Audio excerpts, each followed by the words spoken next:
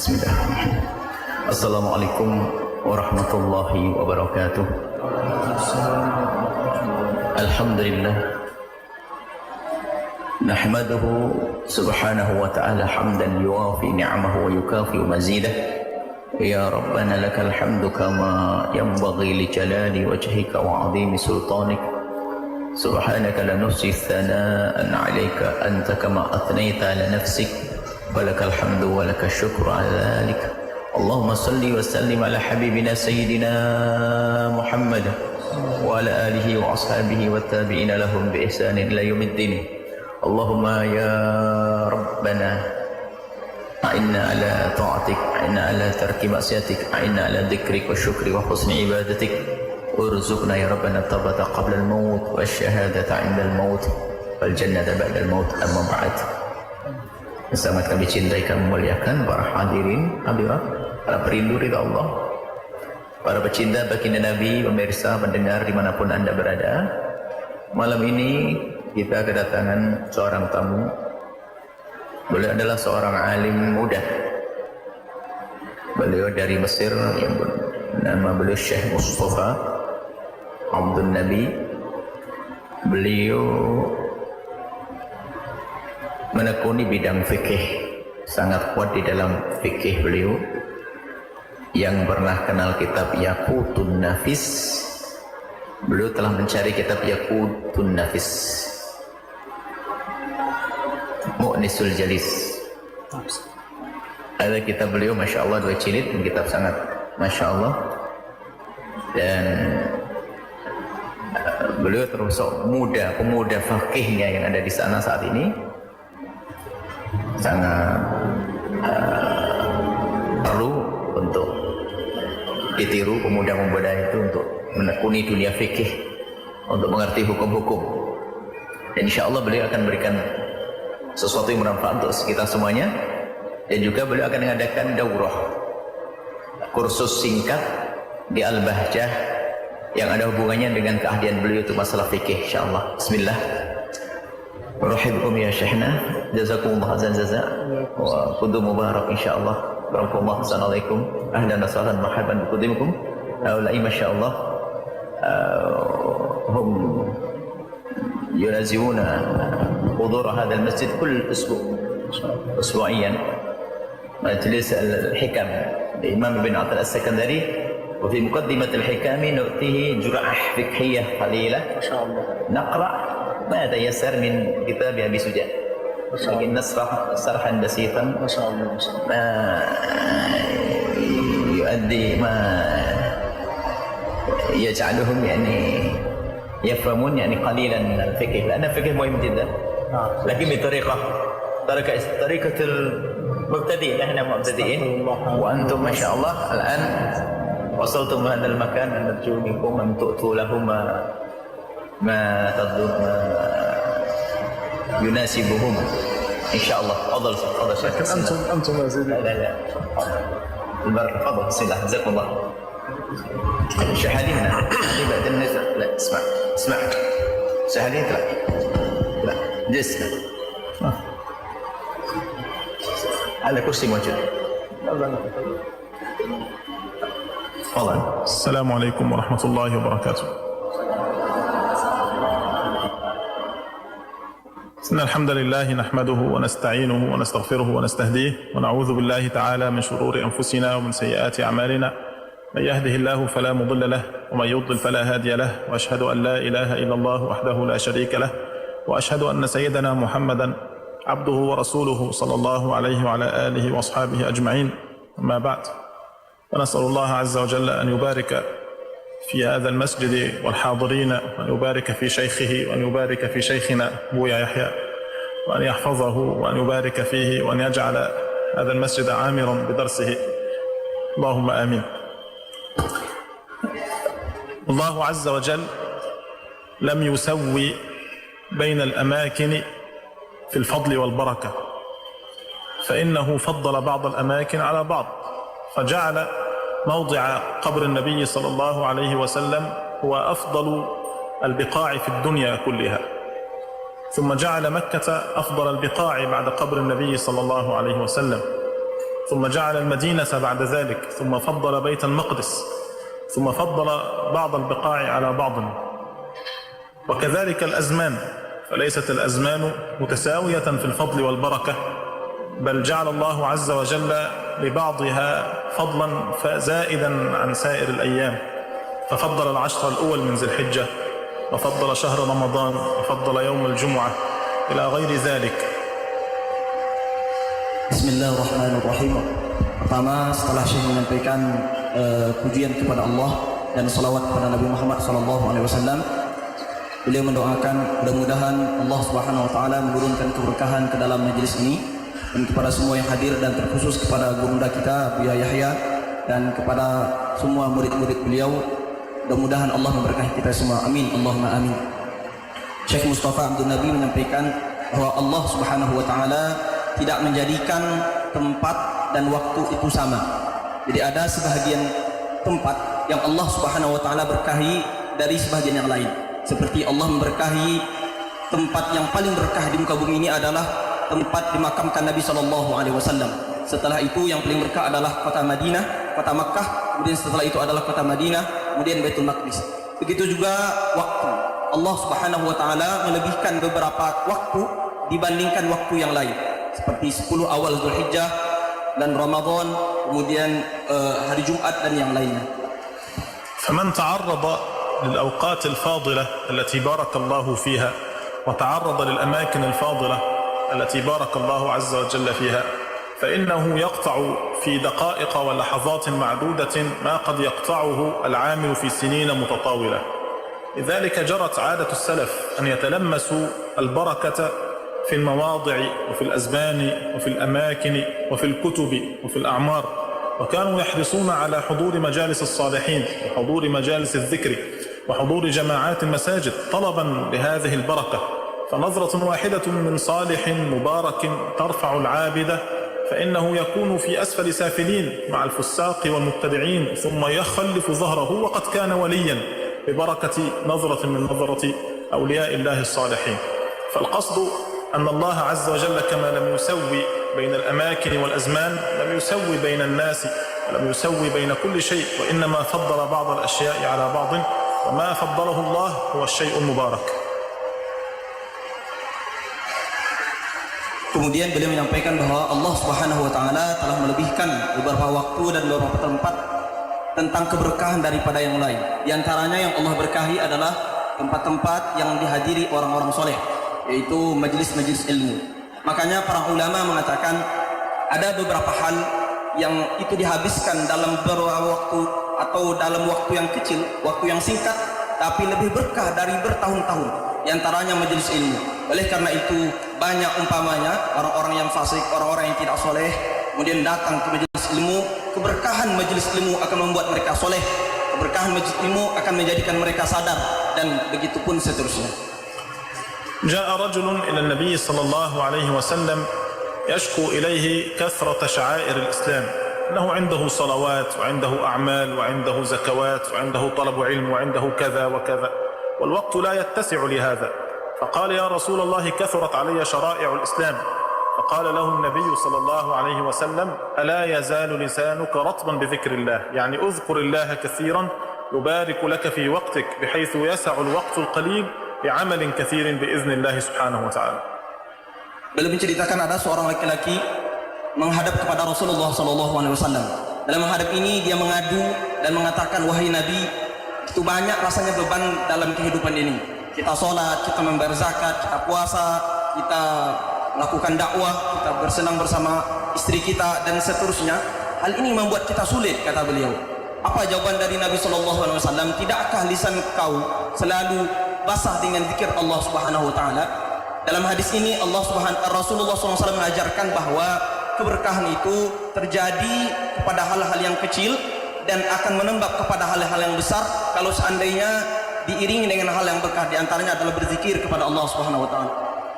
الإمام الشافعي رحمه الله ولد بغزة، ثم سافر إلى مكة وتعلم فيها وتخرج على مسلم بن خالد الزنجي، ثم سافر إلى مدينة رسول الله وأخذ عن سيدنا أنس بن مالك وتخرج به، ثم سافر إلى اليمن وأخذ عن ابن أبي شيبة وتخرج به، ثم سافر إلى بغداد وأخذ عن محمد بن الحسن وتخرج به، ثم رجع إلى مصر وكان يريد أن يأخذ عن الليث ولم يدركه، ومكث في مصر 4 سنوات فقط منذ سنة 200 إلى 204، وألف فيها كتابه الأم في 12 مجلدة، وأملي عليه مختصر المزني ومختصر البويطي وكتاب الإملاء وكتاب الأمالي وكتاب الرسالة وإبطال الاستحسان والرد على أبي حنيفة والرد على مذهب مالك. ففي 6 كتب كتبها في 4 سنين، حتى قالوا إنه لو وزع عمره على كتبه لا يفي هذا العمر لكتابة الكتب، لكنها البركة تجعل العمر الكبير يضيق حتى يكتب كل هذه الكتب التي لا يكفيها 20 و50 سنة يكتبها في 4 سنوات. هذه هي البركة التي يتلمسها الصالحون، وما ذلك إلا بفضل ذكر الله عز وجل وملازمة الصالحين ومجالسهم. Beliau menceritakan bahwa Imam Syafi'i radhiyallahu taala anhu, imam mazhab kita, beliau dalam perjalanan ilmunya melakukan rihlah ke beberapa tempat. Pertama, beliau melakukan perjalanan ke kota Makkah, kemudian mengaji dengan ulama besar di sana yaitu Muslim bin Khalid Az-Zanji. Kemudian setelah itu berangkat ke kota Madinah, belajar dengan ulama besar juga di sana, namanya Imam Malik. Kemudian melakukan perjalanan ke Yaman, belajar dengan Abi Syaibah, melakukan perjalanan ke Baghdad, belajar dengan Muhammad bin Hasan Asy-Syaibani, murid daripada Imam Abu Hanifah. Kemudian melakukan perjalanan ke Mesir dengan niat ingin belajar dengan Imam Lais, tapi beliau tidak mendapati Imam Lais hidup. Kemudian beliau berjalan atau sampai di Mesir itu tahun 200 Hijriah dan wafatnya adalah tahun 204 Hijriah. Artinya beliau berada di kota di Mesir hanya 4 tahun. Tetapi coba perhatikan kata beliau, dalam masa 4 tahun ini keberkahan luar biasa ada dalam diri Imam Syafi'i. Apa itu? Beliau mengarang semua kitab-kitab yang kita nikmati sekarang, yang tersebar di muka bumi sekarang dalam 4 tahun ini. Kitab Al-Um beliau, Al-Amali, Mukhtasar Muzani, Mukhtasar Buwaiti, Ar-Risalah dan yang lain-lainnya dikarang dalam waktu 4 tahun ini. Yang seandainya kalau dikarang dalam 20 tahun oleh orang biasa, pasti tidak akan mungkin sampai jadi seperti keberkahan yang dibuat oleh Imam Syafi'i ini. Maka ini kuncinya apa? Beliau katakan 2 kuncinya. Yang pertama, karena lisan beliau selalu basah dengan zikir kepada Allah Subhanahu wa taala. Yang kedua, karena keberkahan beliau menghadiri majelis orang-orang soleh yang beliau hadiri tadi. فمن أراد أن يبارك الله عز وجل له في عمره فليلزم وصية النبي صلى الله عليه وسلم بأن يكثر من الصدقات وأن يصل أرحامه. من أحب أن ينسأ له في أجله، يعني أن يطول له عمره ويبارك فيه، فليصل رحمه كذا قال صلى الله عليه وسلم. وكذلك أوصى النبي صلى الله عليه وسلم أن يكثر من الذكر لمن أراد أن يبارك له في وقته. وأفضل الذكر الذي يبارك في الأوقات ذكر لا حول ولا قوة إلا بالله. فهذه المواضع التي ينبغي أن يحافظ عليها المسلمون جميعا، مواضع البركات كالمساجد وحضور الدروس وحضور الدورات العلمية وغير ذلك. لما صح أن النبي صلى الله عليه وسلم قال: ما اجتمع قوم في بيت من بيوت الله يتلون كتاب الله ويتدارسونه بينهم إلا نزلت عليهم السكينة. هذه السكينة إذا نزلت عليك جعلت نهاية لجميع أحزانك وجعلت نهاية لجميع أغراضك الدنيوية. لنزلت عليهم السكينة وغشيتهم الرحمة، أي رحمة الله عز وجل. ومن تغشاه الله عز وجل برحمته لا يعذبه ولا يغضب عليه أبدا. وحفتهم الملائكة تجعل أجنحتها لطالب العلم رضا بما يصنع.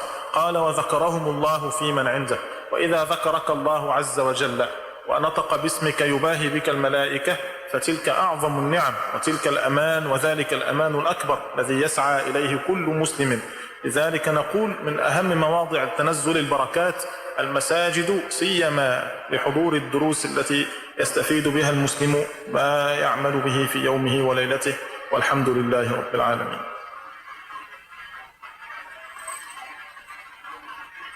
Terakhir beliau menyampaikan bahwa orang yang ingin mendapatkan keberkahan dalam kehidupan ini, maka dia wajib menjalankan wasiat-wasiat yang telah disampaikan oleh baginda Nabi Muhammad SAW.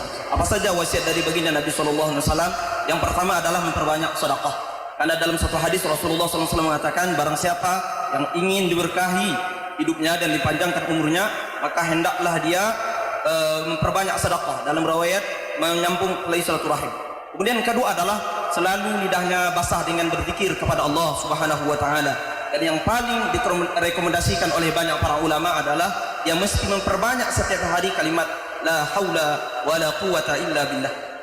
Kemudian beliau menyebutkan bahwa inilah tempat-tempat yang diberkahi oleh Allah Subhanahu wa taala, majelis ilmu, hadir di masjid, karena di antaranya Rasulullah SAW mengatakan dalam sebuah hadis yang sahih, tidaklah suatu kaum berkumpul dalam masjid di antara masjid Allah Subhanahu wa taala yang mereka saling membaca kitab Allah di sana, melainkan ketenangan akan diturunkan kepada mereka. Beliau mengatakan orang yang diturunkan ketenangan kepada mereka, maka hidupnya hilang dan tidak memiliki gundah gulana dan tidak akan ada kesedihan walaupun bebannya begitu banyak.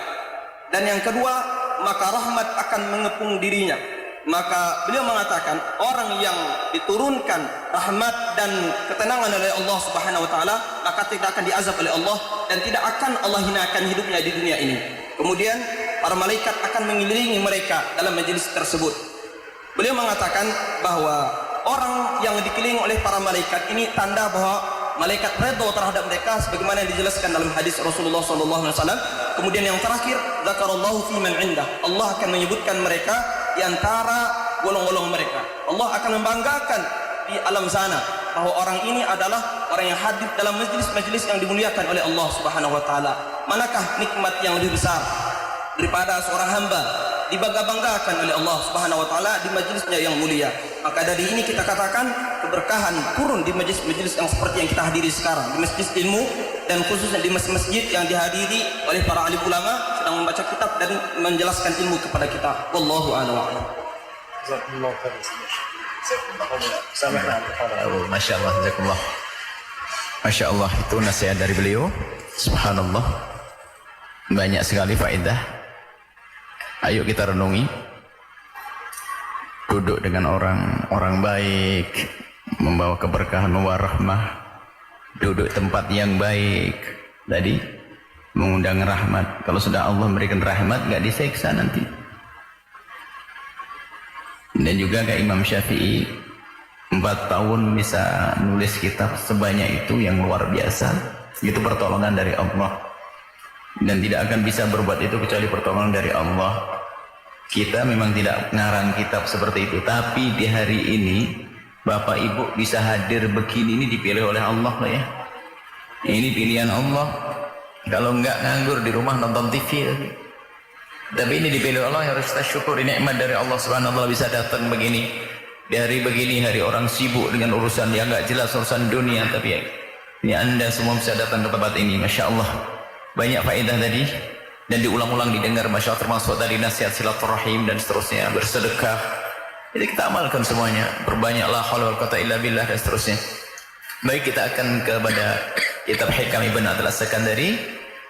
Maka sebelumnya kita mendengar nasyid. Beliau adalah guru kita yang anak-anak yang ngajar anak-anak di Staiba, Syekh Ali. Beliau dari Yaman. Bismillah. Beliau yang membimbing anak-anak kita. Masya Allah, memang beliau adalah murid daripada Syekh Muhammad Ba'atiyah. Insya Allah beliau akan menyandungkan atau membacakan syair indah. Bismillah. Allah.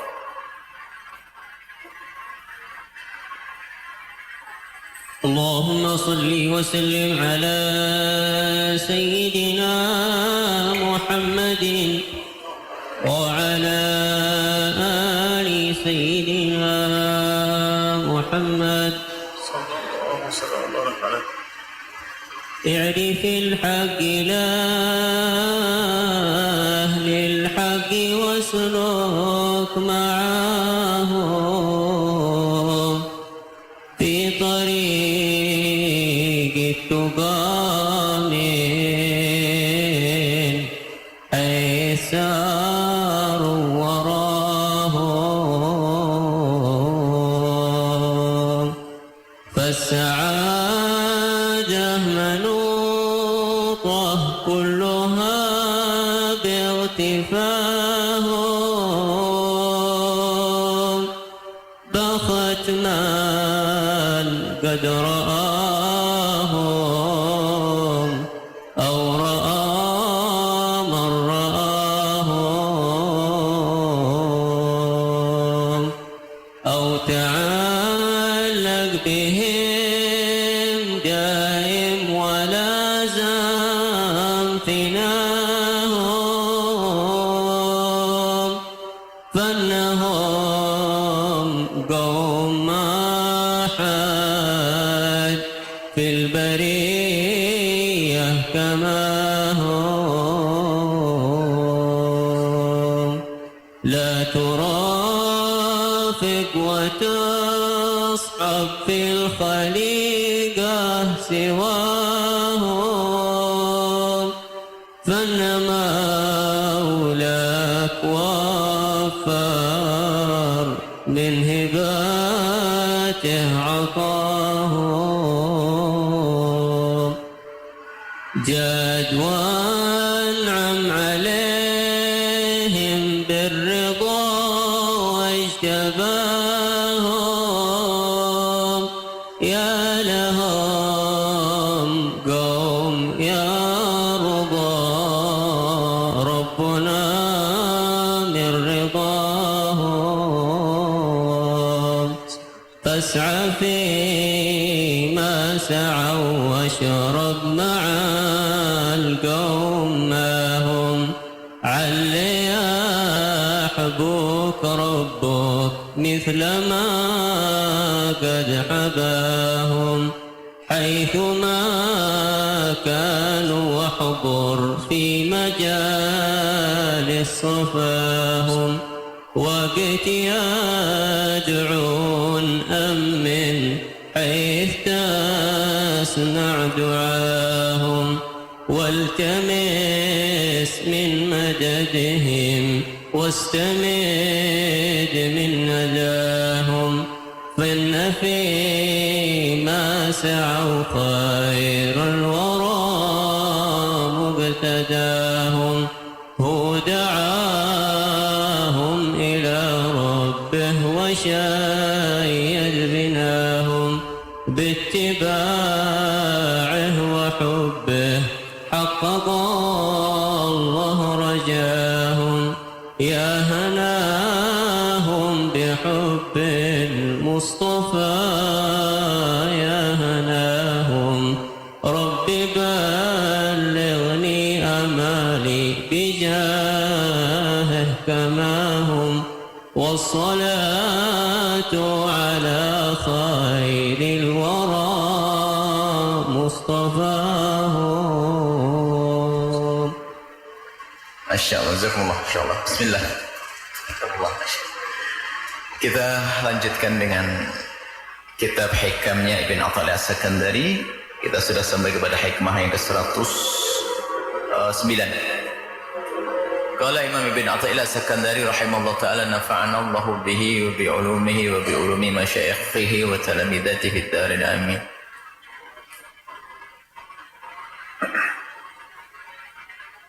Qurbuka minhu an takuna musyahidan li qurbihi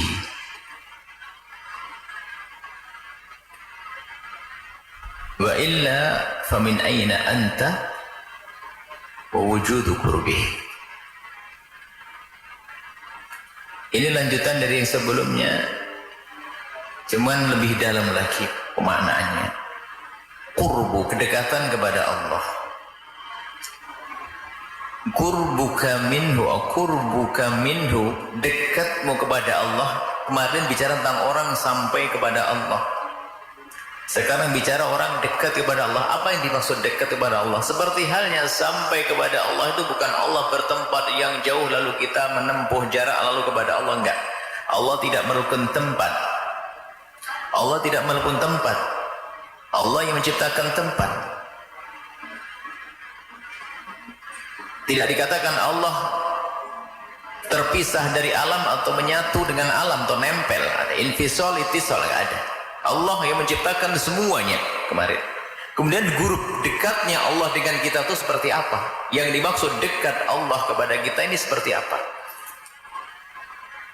Dekat ini ada dua, kedekatan makna yang spesial, makna khusus, orang-orang khusus, Kalau kemarin dapatkan hadis mata qarraba ilayya, mata qarrab, mendekatkan diri kepadaku seorang hamba bin nawafil dengan amalan-amalan sunnah. Ini kedekatan spesial. Ada kedekatan para kekasih Allah, wali, dia bisa beribadah, beramal baik dan sebagainya. Yaitu dianggap sebuah kedekatan. Cuman apa yang dimaksud oleh Ibn Athaillah As-Sakandari kedekatan di sini? Ini kedekatan khusus, ada kedekatan umum. Kedekatan umum ini gini, semua ini kita dekat pada Allah hakikatnya. Allah dekat kepada kita. Siapapun, orang kafir, orang mukmin, Allah dekat kepada dia. Dekat dengan apa? Dekat dengan nikmatnya, dekat dengan karunia-Nya, dekat dengan pertolongannya. Biarpun orang kafir, lihat detak jantungnya pun tetap berjalan rutin untuk memompa darahnya, kedip matanya, hembusan nafasnya, nyenyak tidurnya, lapar dahaganya, kemudian makan dan minum. Itu ada pada orang kafir. Allah sangat dekat. Sampai dikatakan aqrabu ilaihi min hablil warid. Allah sangat dekat sekali. Ini dekat secara umum. Ada dekat khusus buat hamba yang dekat kepada Allah. Kita tidak bicara tentang kekhususan itu, akan tapi bicara dekat yang umum tadi. Nah, semua kita itu dekat kepada Allah dengan rahmatnya. Cuman yang ingin dihadirkan oleh Imam Ibn Athaillah As-Sakandari, sisi mana? Sisi kesadaranmu bahwasanya ternyata Allah sangat dekat denganmu. Sisi kesadaranmu bahwasanya Allah sangat dekat kepadamu. Nah, ini kita yang sadar kalau Allah dekat kepada kita. Ini kita sering lupa. Sehingga kadang orang diuji oleh Allah dengan satu ujian saja sudah berantakan, seolah-olah Allah nggak pernah punya karunia kepadanya. Marah kepada Allah, marah-marah, mencaci nasib. Padahal kalau dia mau merenung, benar Allah sangat dekat kepadanya. Kalau kita merenung, nah ini kita ingin digiring oleh Imam Ibn Athaillah As-Sakandari agar menyadari bahwasanya Allah sangat dekat kepada kita. Menyadarinya ini yang penting. Sehingga orang kafir nggak sadar. Ini martabat sadarnya tinggi sekali, macam-macam martabatnya. Orang kafir nggak sadar. Orang beriman semakin kuat imannya, semakin kuat kesadarannya bahwasanya amat dekat sekali Allah dengan kita. Apa buahnya? Karena Allah sangat dekat pada kita, maka hampir dia tidak sempat mengeluh kecuali kepada Allah, karena sangat dekat kepadanya. Dalam segala keadaan mengadu kepada Allah, dikit-dikit Allah, itu buahnya nanti. Karena dia merasa bahwasanya Allah garib. Jadi ahad ini yang perlu kita merasakan bahwasanya Tuhan Allah maha dekat kepada kita, dekat dengan macam-macam karunia, rahmat dan seterusnya. Sehingga dia tidak akan mengedipkan mata kecuali bersyukur. Alhamdulillah, mata bisa kedip, ada airnya sehingga bisa kedip, hembusan nafas, nikmat di saat meneku air segar dan seterusnya, bisa nyenyak tidur. Dan ini karena orang istimewa yang semacam ini, sehingga tidak ada baginya kecuali bersyukur kepada Allah Subhanahu wa taala. Dan itu penambahan iman, kekuatan iman. Dan semakin dia sering mengadu kepada Allah dan beribadah, bagi orang yang merasa dekat kepada Allah akan sangat mudah. Akan sangat mudah karena dia beriman kepada Allah, mengaku mencintai Allah, ingin mendapatkan rahmat dari Allah, ingin mendapatkan macam-macam dari Allah. Maka bisa dia sadar bahwasanya Allah dekat dengannya, apa yang terjadi? Dia akan semakin mendekat. Sekarang kita perlu tengok diri kita sendiri. Bagaimana kita dengan Allah? Merasa enggak kalau Allah telah banyak memberikan kenikmatan kepada kita? Kita tuh sering lupa nikmat yang Allah berikan kepada kita, sehingga tidak kita syukuri. Baru kerasa kalau itu nikmat kalau hilang. Sakit gigi seminggu saja seperti dunia kiamat, padahal umur 40 tahun tidak pernah sakit gigi. 7 hari saja sudah berantakan. Kalau dia mengingat berapa banyak kenikmatan yang Allah berikan kepadanya, di sini menjadikan dia semakin tabah, semakin sabar, sehingga dengan ketabahan dan kesabaran itu sendiri menjadikan yang namanya musibah bukan sebuah musibah. Apalagi kalau dia berpikir tentang karunia yang Allah berikan nanti, imbalan daripada ujian-ujian yang Allah berikan kepada kita di dunia adalah kebaikan nanti di akhirat. Jadi ini katakan bahasanya kedekatanmu kepada Allah yang sesungguhnya itu adalah di saat engkau semakin sadar bahwasanya Allah dekat kepadamu, dekat dengan bermacam-macam tadi karunia-Nya, maka dekat dengan rahmat-Nya, dekat dengan pertolongannya, maka berarti kamu dekat benar kepada Allah. Wa illa, kalau tidak makna dekat seperti itu, apa lagi? Wa illa di situ kata famin aina anta wujudu qurbihi. Maknanya adalah wa illa fa aina anta min wujudil qurbi. Fa aina anta, maknanya fa aina anta min wujudil qurb. Jadi kalau kamu tidak seperti itu tadi, merasa bahasanya kamu dekat kepada Allah, apa sih yang kamu pahami tentang kedekatan kepada Allah? Dekat apanya? Kamu bicara tentang dekat tempat, Allah tidak bertempat. Allah tidak menemukan tempat. Jadi Imam Ibn Athaillah As-Sakandari mengajak kita agar senantiasa menghadirkan renungan untuk melihat apa yang Allah berikan kepada kita. Ini tanda kedekatan Allah kepada kita. Sehingga dikatakan para kekasih Allah itu, lihat, kekasih Allah, ma nadhartu fi syai'in, aku tidak melihat sesuatu illa wa ra'aitullah, kecuali aku melihat Allah. Tidak melihat sesuatu, melihat apapun Allah, Allah, Allah. Ini hamba Allah. Bahkan begitu indahnya karena dia merasa dekat kepada Allah. Di saat diuji dengan penyakit, yang ia pahami adalah Allah sayang kepadaku. Allah sayang kepadaku. Kalau kita sudah sampai kepada maqam ini mah istimewa. Kenapa? Dia menyadari bahwasanya di saat seorang hamba diberi sakit, maka sesungguhnya karena Allah ingin dia merintih, dan Allah senang dengan rintihannya. Karena apa? Allah ingin memberikan pahala yang banyak kepada hamba tersebut. Bahasa sederhananya begini, ini hambaku ini aku sayang, aku tunggu, sholatnya enggak banyak sholat, sedekah juga enggak, tapi dia harus terangkat derajatnya, aku kasih sakit. Ternyata musibah yang Allah berikan kepada seorang hamba itu hanya untuk mengangkat dia nanti. Musibah, orang beriman mengangkat derajat. Hanya di dunia saja terasa musibah, pada hakikatnya kalau kita pasrah dan terima, itu akan menjadi pahala di hadapan Allah nanti. Kalau kita merenung, sebetulnya di dunia saja ada loh ya saat kita rela untuk disakiti.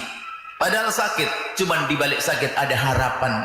Kita mau disuntik karena pengen sembuh dari demam. Ibu-ibu perutnya dirobek karena ada harapan lahir seorang bayi. Kan aneh, padahal dirobek. Cuman karena harapannya tuh pendek kelihatan, maka mau saja dirobek. Tapi kalau urusan surga, jauh banget surga. Hayalannya masih jauh. Sehingga dia diberi penyakit itu langsung, ya Allah, kenapa aku sakit begini ya Allah. Padahal di saat dia diuji oleh Allah dengan sakit, kemudian dia sadar tadi, bahwasanya dia dekat kepada Allah, dia menyadari bahwasanya ini adalah karena Allah ingin memberikan pahalaku yang banyak nanti. Dan memang kita tidak boleh minta sakit. Jangan sok ya, mentang-mentang kita dengar orang sakit pahalanya gede, orang dapat musibah pangkatnya tinggi, Anda minta, saya pengen sakit ya Allah. Nah, kita diminta oleh Allah untuk baik-baik. Rabbana atina fid dunya hasanah. Jangan sok ngomong yang nggak baik ya. Nabi Yusuf itu ngomong, penjara lebih aku senangi. Gara-gara ngomong gitu, masuk penjara loh ya, Nabi loh dia. Coba ngomong yang lain kan aman. Nabi Yusuf kan sijinu sijin, penjara lebih aku sukai, masuk penjara. Makanya kalau ngomong ibu yang baik deh. Kalau sudah ngomong nggak baik, tandanya marah kepada Allah. Lagi diuji oleh Allah dengan sakit, dengan kekurangan, langsung serahkan kepada Allah Subhanahu Wa Taala, dan maka itu hakikat kedekatan kita kepada Allah. Ingat, kedekatan kita kepada Allah yang sesungguhnya adalah kesadaran kita kalau Allah itu dekat kepada kita. Sehingga munajatnya Ibn Athaillah mengatakan kepada Allah, ya ilahi ma akrabaka minni wa ma ab'adani anka. Ya Allah, alangkah dekatnya engkau kepadaku dan alangkah jauhnya aku darimu ya Allah.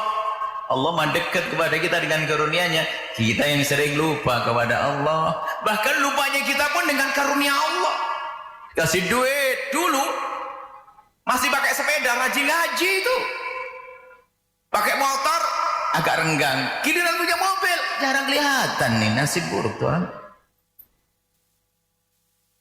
Ini juga kritis, mumpung ini yang masih jomblo di dulu sebelum nikah rajin ngaji.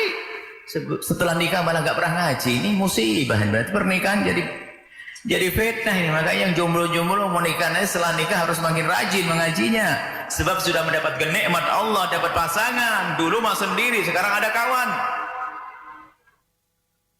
Semakin mendapatkan nikmat, semestinya semakin dia istiqomah, semakin dekat kepada Allah.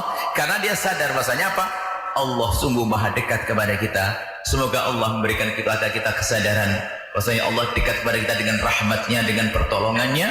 Sehingga dalam keadaan apapun kita selalu dengan Allah subhanahu wa ta'ala, sering mengadu kepada Allah. Dan semoga Allah menjadikan kita hamba yang sukses di dunia dan sukses di akhirat, bahagia di dunia dan bahagia di akhirat nanti. Ini saja yang mau ditanyakan. Silakan, wallahu a'lam bissawab. Ini saja, mari kita tutup doa dulu, baru nanti setelah itu beliau akan tutup. Bismillahirrahmanirrahim. Alhamdulillahirabbil alamin. Allahumma shalli ala habibina sayyidina Muhammad wa ali sayyidina Muhammad. Allahumma ya Allah, pandang kami dengan kasih sayang dan cinta dari-Mu ya Allah. Berikan kepada kami segala kebaikan di dunia dan di akhirat ya Allah. Ya Allah, ya Allah, ya Allah. Sadarkan kami akan karunia-Mu yang sangat agung dan sangat banyak ya Allah, agar kami bisa senantiasa mensyukuri nikmat-Mu ya Allah. Kami sering lupa nikmat-Mu ya Allah, karena nikmat-Mu itu ya Allah.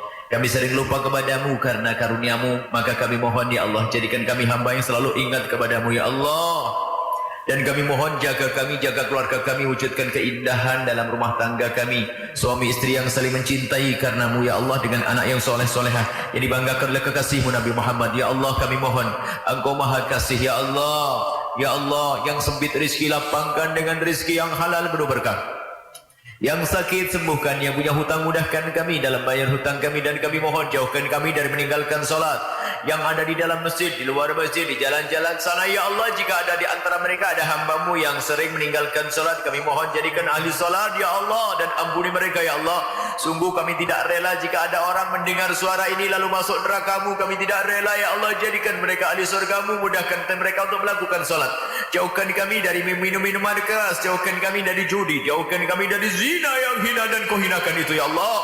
Zina yang hina ya Allah, zina yang busuk itu ya Allah. Jauhkan kami dari zina yang hina itu ya Allah.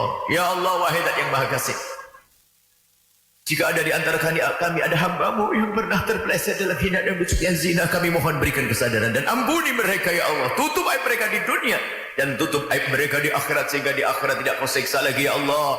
Dan ya Allah, jauhkan kami dari menggunjing berzina ya Allah. Ampuni orang tua kami dan guru-guru kami ya Allah. Ya Allah, anak-anak kami jaga mereka semua ya Allah. Dan kami mohon ya Allah, ya Rahman, ya Rahim, jadikan kami juru damai di negeri ini Allah. Jauhkan kami dari menfitnah dan difitnah. Dan kami mohon ya Allah, berikan kepada semua yang hadir, yang menyaksikan, yang mendengar ini Allah, keistiqomahan ya Allah.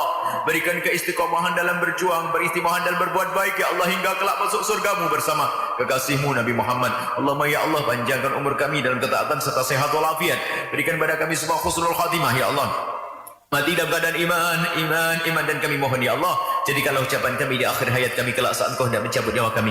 Kami ingin saat itu ya Allah, hati dan lidah kami mampu mengucapkan kalimat agung dan mulia, La ilaha illallah Muhammadur Rasulullah, La ilaha illallah Muhammadur Rasulullah, La ilaha illallah Muhammadur Rasulullah sallallahu alaihi wasallam. Rabbana atina fid dunya hasanah wa fil akhirati hasanah wa qina adzabannar. Wa sallallahu alaihi sayyidina Muhammadin wa ala alihi wa sahbihi wasallam. Walhamdulillahi rabbil alamin. Amin amin amin amin. اللهم لك الحمد كما ينبغي لجلال وجهك ولعظيم سلطانك يا رب. لك الحمد حتى ترضى، ولك الحمد إذا رضيت، ولك الحمد قبل الرضا وبعده. يا رب لا نحصي ثناء عليك أنت كما أثنيت على نفسك. اللهم صل على سيدنا محمد وعلى آله عدد كمال الله وكما يليق بكماله. اللهم اغفر ذنوبنا وإسرافنا في أمرنا، وثبت أقدامنا، وانصرنا على القوم الكافرين. اللهم آت نفوسنا تقواها وزكها أنت خير من زكاها. اللهم أعنا على ذكرك وشكرك وحسن عبادتك. ربنا آتنا في الدنيا حسنة وفي الآخرة حسنة وقنا عذاب النار.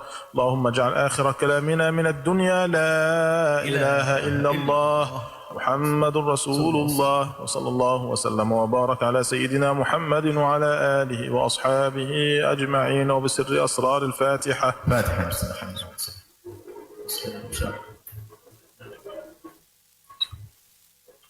Terima kasih, mohon maaf Bunda selalu. Masya Allah, bila taufiq hidayah. Assalamualaikum warahmatullahi wabarakatuh.